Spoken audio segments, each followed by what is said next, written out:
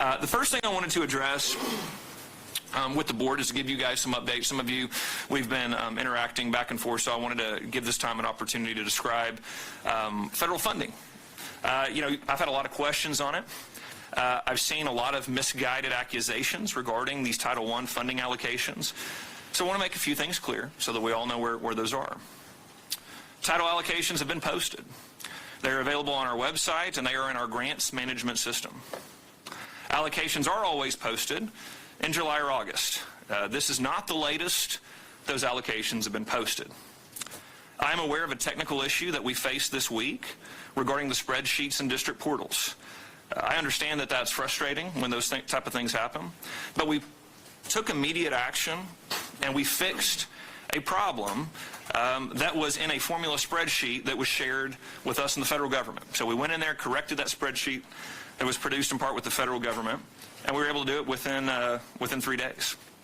So let's be very clear. There was at no time that any district's funds were impacted. It was a technical issue with data that is shared between the federal government and the state of Oklahoma. The technicality has been resolved, and districts now have everything they need regarding those funds. Now, there have been a small number of voices that are saying funds were delayed or that districts have no information regarding budgeting. That's simply not true. Those saying that are lying.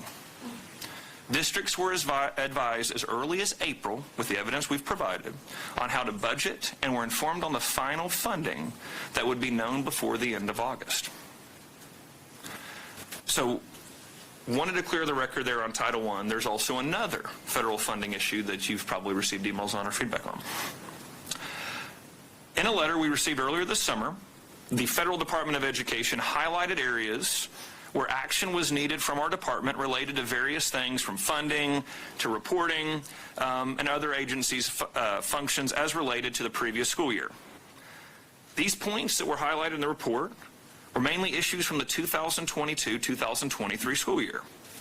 When I came to office in 2023, I made very clear that we had to prioritize and make changes towards our procedures in regards to federal programming. Those were conversations we had here. Those were conversations I had very publicly of changes that needed to be made. So again, that's what this report was pointing to as you look at the timeline there. And you know what? We've done that. Most of the items that the feds are asking questions about were things that we'd addressed, frankly, months ago. These are problems that we took on and have been handling.